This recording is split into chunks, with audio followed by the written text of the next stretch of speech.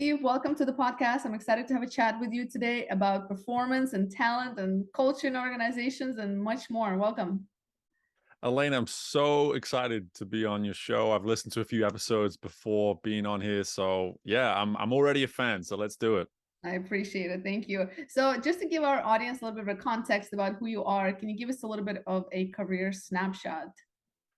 Yeah, I'll kind of fast forward through the first 20 years. I swam my way to the United States. It's not as literal as it sounds. I was a competitive swimmer. I swam for Great Britain for a number of years, and then I was recruited over to the US in 2005.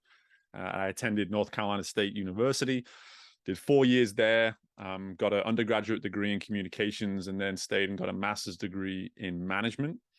And I had this whole plan of going into the corporate space and using both communication and management in that area. I wasn't sure what direction I was going to go, but that was the initial thought. And then I found swim coaching, and so it just happened naturally. I found myself, after being an athlete, being around the pool and working with athletes almost voluntarily to begin with, but there was a connection. There was something about whatever I was saying, it was resonating, and the way I was saying it was impactful. So suddenly when you see that type of a response in the person that you're coaching, it's amazing how easily you get sucked into wanting to do it more, so that's where it really started. And before I knew it, I had an amazing job opportunity come up fresh out of graduating my master's degree at Louisiana State University, where I became an assistant coach.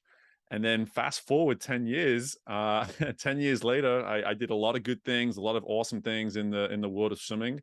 And most recently, last summer, I actually put LSU's first ever American on an Olympic team in the sport of swimming.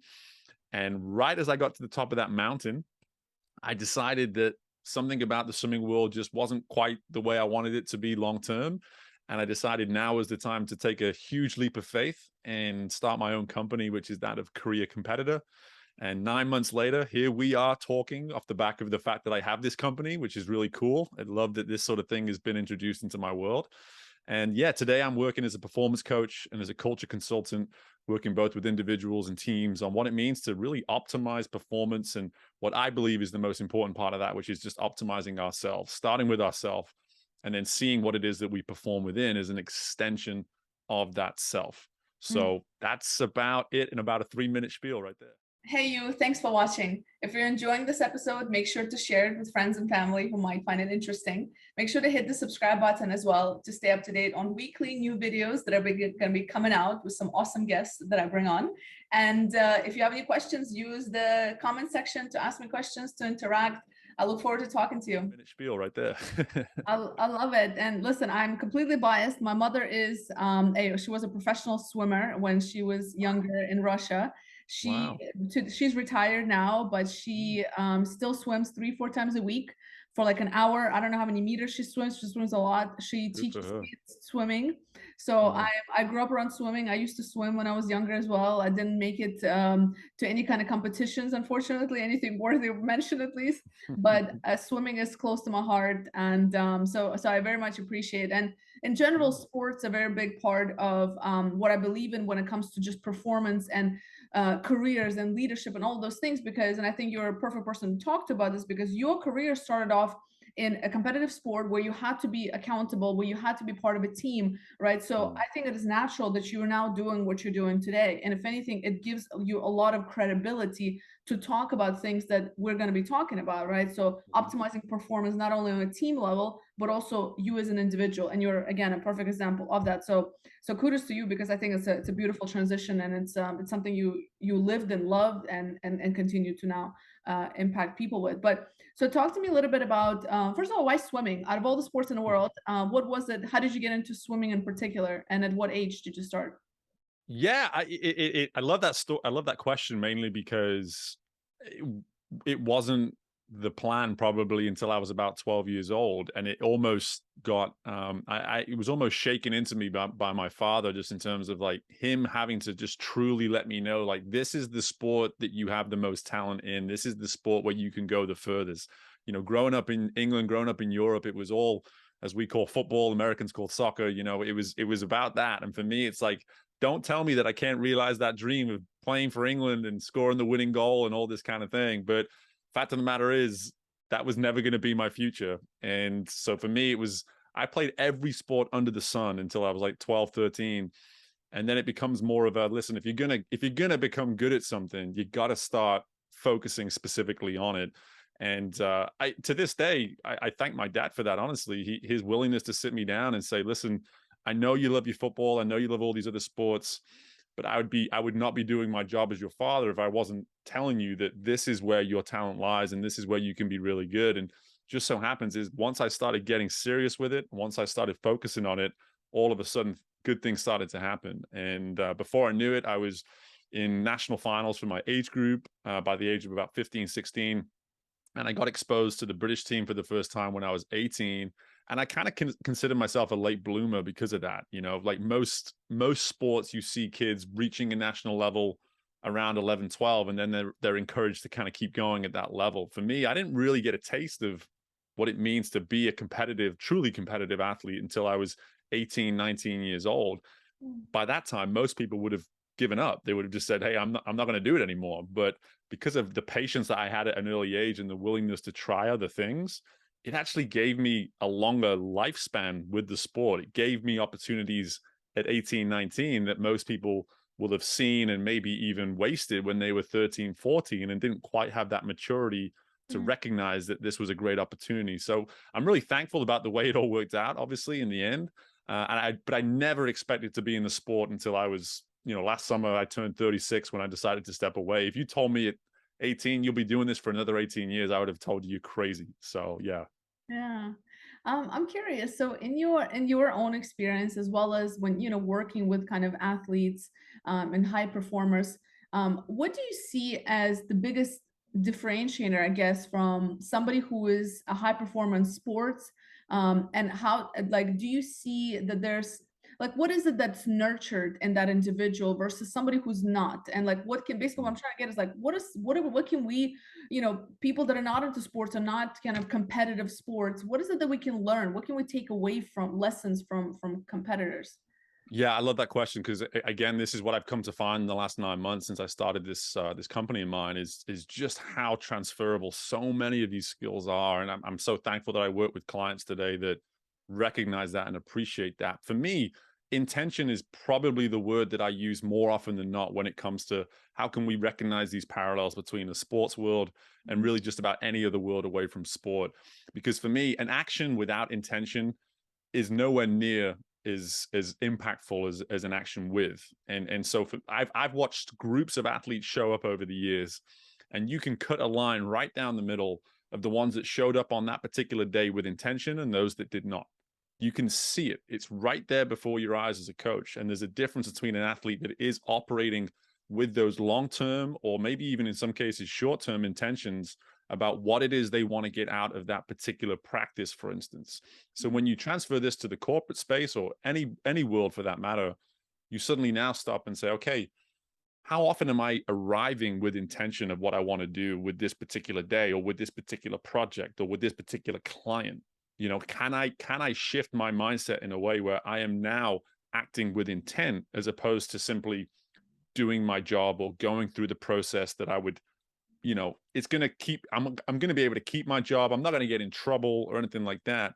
Now we're shifting that perspective to, well, what can I make of these opportunities? What can I get out of these opportunities? And that intention, that intentional mindset, for me over the years, that's been the key distinguishing factor between the good and the elite. That's so good. It's interesting because you're right. There's just so many lessons there. And the biggest one I see is just the fact that as an athlete, if you're not continuously going to that next level, you become irrelevant eventually. And same thing in our careers, right? Like if you're not continuously kind of being proactive and pushing yourself to that next level in your career, especially in the competitiveness of the corporate world, right? You're gonna stagnate eventually. So it's so it's really interesting. Do you think that it's something a mindset that can be nurtured, or do you think it's just some people either have it or they don't? Do you think it's just a character trait that people either kind of born with it? Because we see a lot of people that are just natural high performance in the world of Mm, talent development. You have people that are high performers. You have people that are just they're just not going to move from here, and then you have the sure. middle, which is like you can develop them into high performers, right? But these people here, like, do you feel it's what do you feel like there's something that can be developed, or is just Mm. innate or not? Yeah, it's a tough question because the fact of the matter is, I think I would be doing it.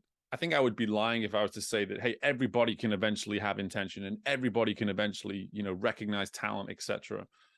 But what I will say is that I think there's a huge gap between those that are operating with their fullest potential and recognizing their talent.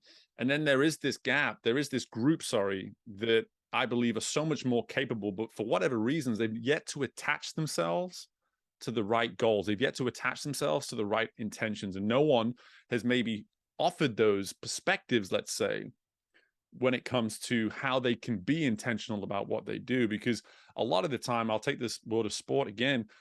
I like to use this analogy of, everyone has a different version of an Olympic final.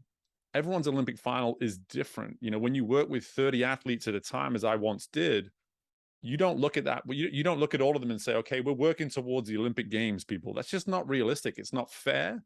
And if Mm, you were to say it like that, you're probably going to lose about 85 to 90% of the group right away, because they're going to go, I'm not capable of that.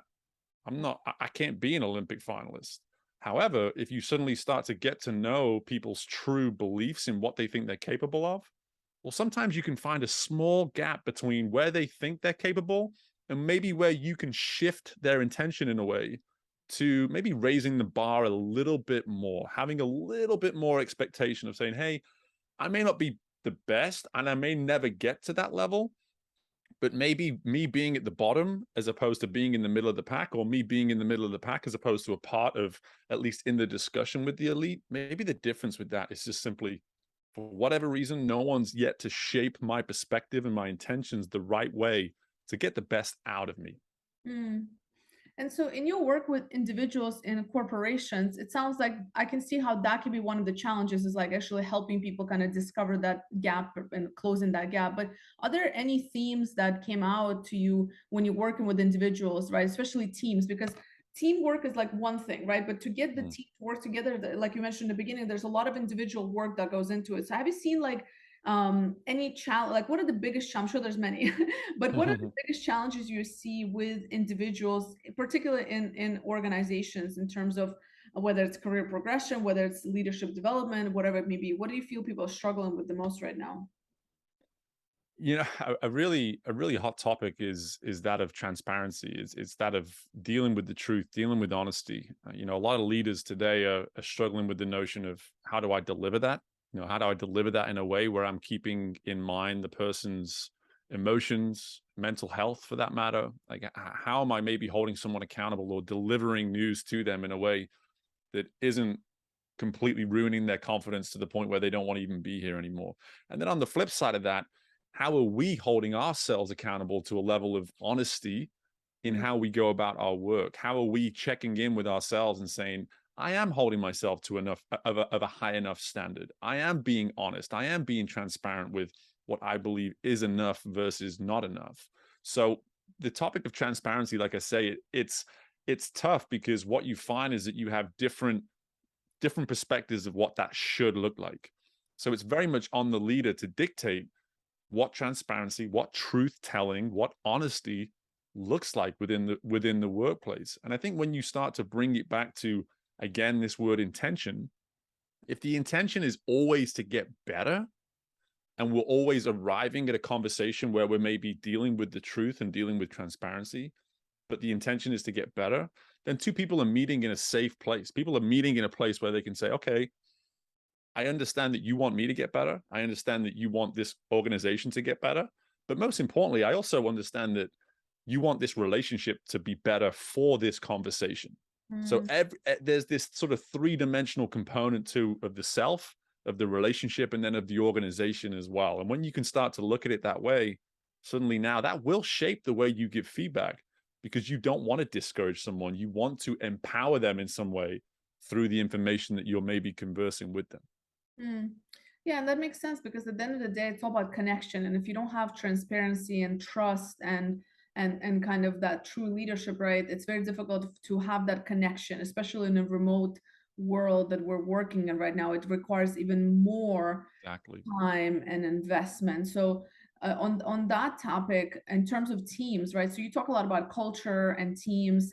Mm. I'm curious, what have you seen as, I guess, if, I don't know, maybe a success story or maybe just like a case study of a culture, a remote culture done well. Let's put it that way. Whether it was a a company that transitioned from being fully in person to fully remote, a hybrid, like because a lot of companies are struggling with that right now.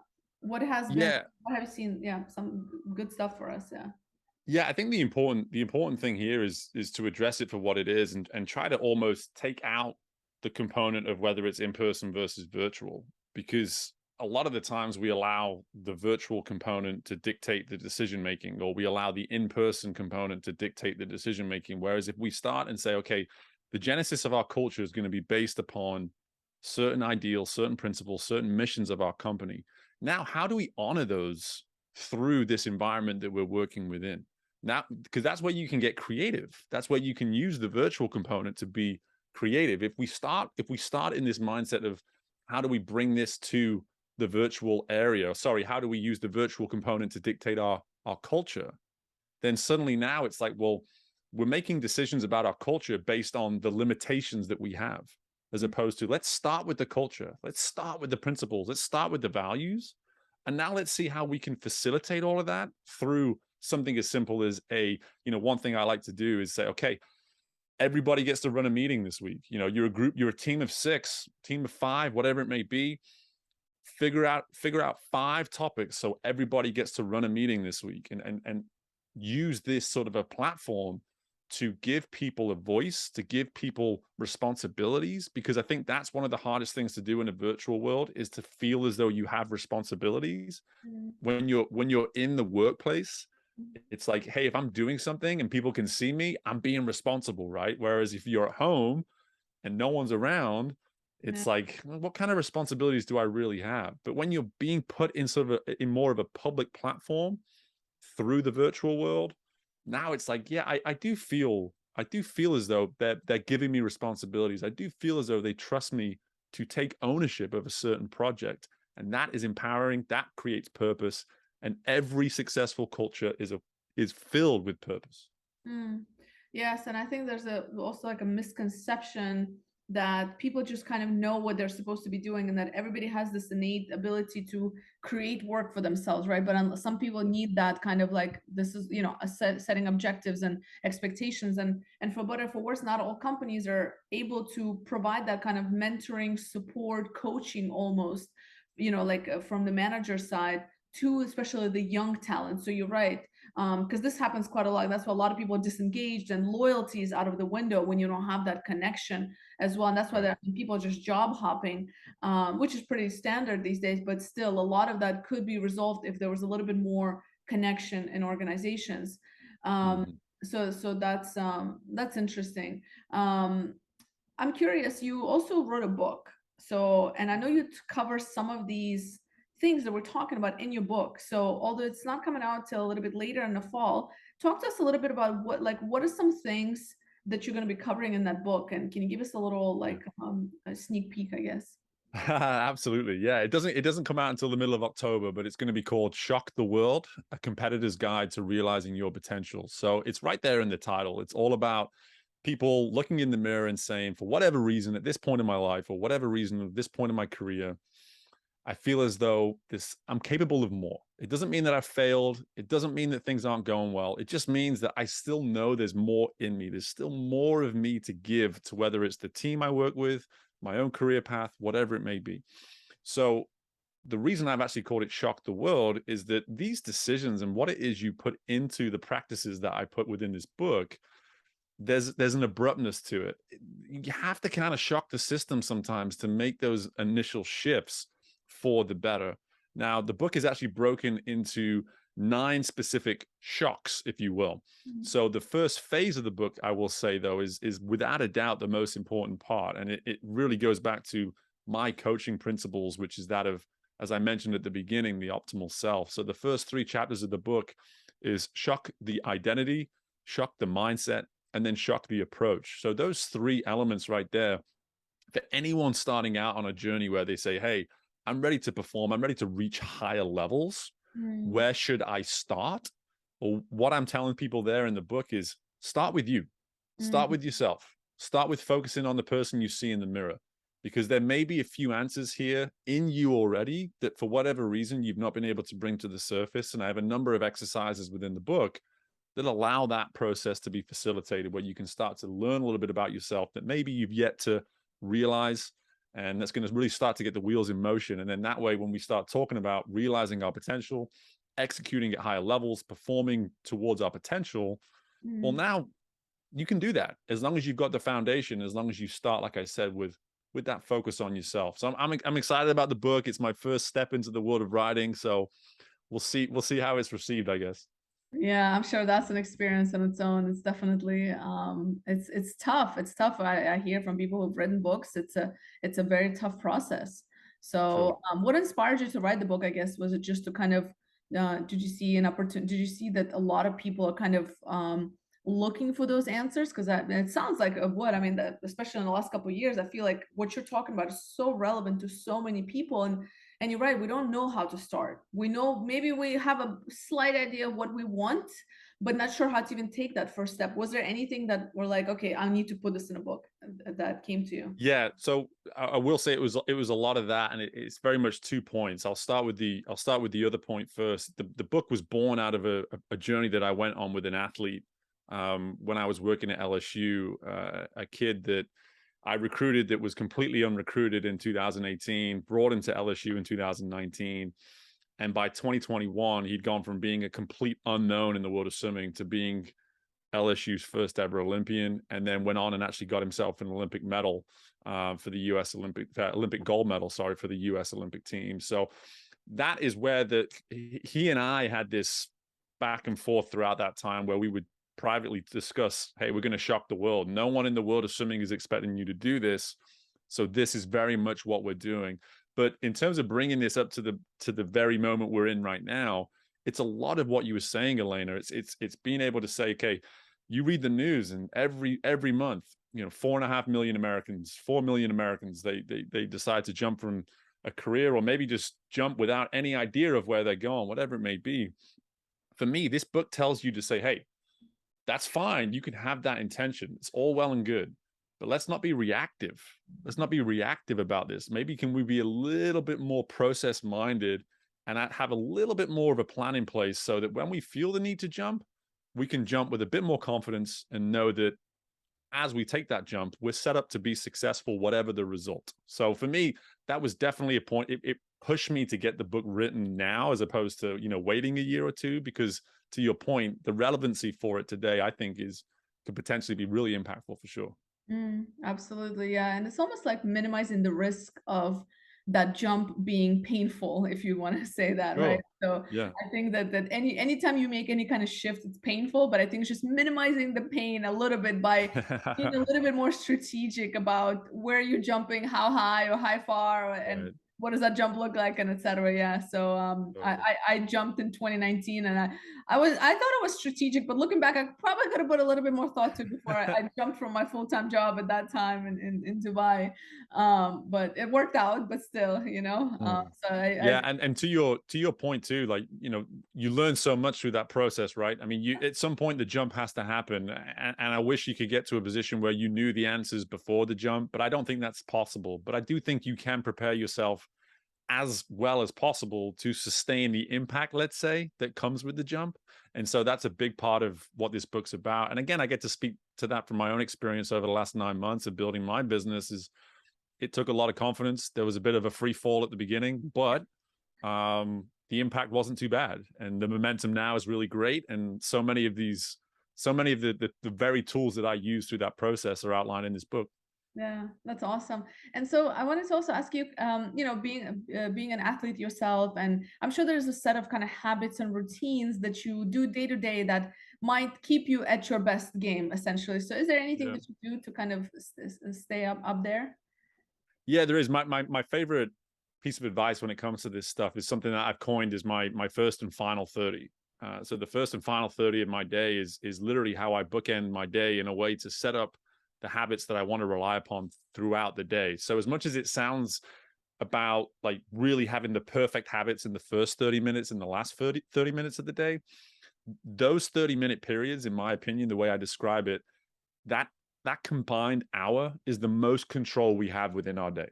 That combined hour is the most amount of control we have. So why wouldn't we try to optimize that time? And when I say optimize, that doesn't mean be busy. That doesn't mean get stuff done. It means prepare the self for the first 30, and then maybe use the final 30 to just download what the heck has happened today, because maybe you didn't stop. Maybe you're like me and you've got a 3-year-old and a 2-year-old at home and a wife with her own full-time job and a business that's building and all these sort of things. Maybe you didn't stop. Maybe you need a moment to write a couple things down. Maybe you need a moment just to process, like, hey, there was a few wins. There was a few wins today. I need to recognize those wins. So it is funny, just a real short story with that. Like something that I've noticed, and I even talk about this in the book, like something that I've noticed, I'm 37 and I've kept myself in good shape over the years. I still look like I swim, but I definitely do not swim anymore. But guys in their 30s and their 40s, when they see another guy who's in a similar age, who's in shape, they can't help but ask, like, what's your secret, man? What's your secret? And I always look at them and I go, well, to be honest with you, it's my first and final 30. They're like, no. Like, what's your exercise plan? Blah, blah, blah. I'm like, no. Like, seriously, if I don't do my first and final 30, then it doesn't matter. It doesn't matter what exercise plan I give you or what nutritional plan I give you. Believe it or not, that hour allows me to optimize the time when I do work out. And that hour within the beginning and the end of my day, like that is where I process things like, hey, how did I take care of myself today? How did I feed myself today? What's my nutrition been like today? Why do I feel like crap? Oh, it's because that lunch that I had wasn't that good for me. And maybe I should do something about that tomorrow. Like, so it's when I explain it to people like that and they sort of look at me and they go, oh, okay, yeah, I guess that makes sense. And that doesn't sound too difficult. And then I always joke with them. I was like, well, let's see you try then. Let's give it a go. Yeah, no, it's that intention, that focus, that taking a moment is so powerful, to just take control essentially of your days, and it's I think it's a great habit to have. So I like it, the first and last 30. So I like that. Yeah, So appreciate it. Steve, if somebody wanted to kind of get in touch with you, maybe just or stay tuned for your book coming out, where do you usually hang out on social media? Where can people get in touch with you? Yeah, my two big social media platforms, one is LinkedIn and the other one is Instagram. You can just search for my name, Steve Mellor. That's Mellor on LinkedIn. And then I'm at coach_Steve_M on Instagram. And I actually do have a podcast myself too. So the name of my company, Career Competitor, is the name of my podcast. And believe it or not, the podcast itself was why I am doing what it is I'm doing today, is because I started that podcast 4 years ago. So please go ahead and check that out after you've given this a listen. But at the same time, I do have a website, but I always say to people, just email me, steve@careercompetitor.com. You can go check out the website. That's all well and good, but I'd rather hear from you and connect directly. And yeah, steve@careercompetitor.com. Awesome. And I'll make sure to share it in the description below as well. So Steve, thank you so much for taking the time. And again, it's awesome that you're doing, I love your story, and I love what you kind of took what you were doing when you were younger and designed your own career path for that in business. So well done for that. I appreciate it, Elena. I appreciate you having me on too. Thank you.